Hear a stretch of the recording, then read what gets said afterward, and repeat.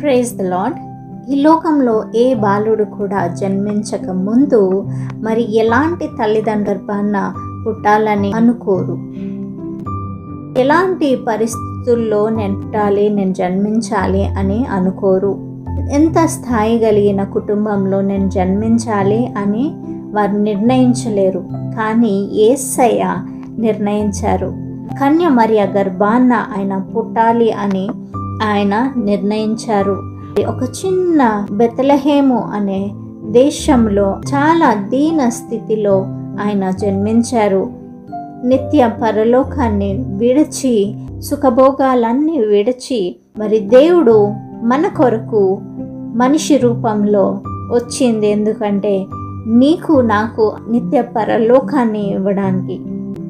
అలాంటి గొప్ప దేవుని మనం స్తుతిస్తున్నాము ఈ క్రిస్మస్ పండుగ రోజు. దేవుడు మనందరికీ తోడై ఉండే ఇమ్మానుయేలు. ఆమేన్, హల్లెలూయా.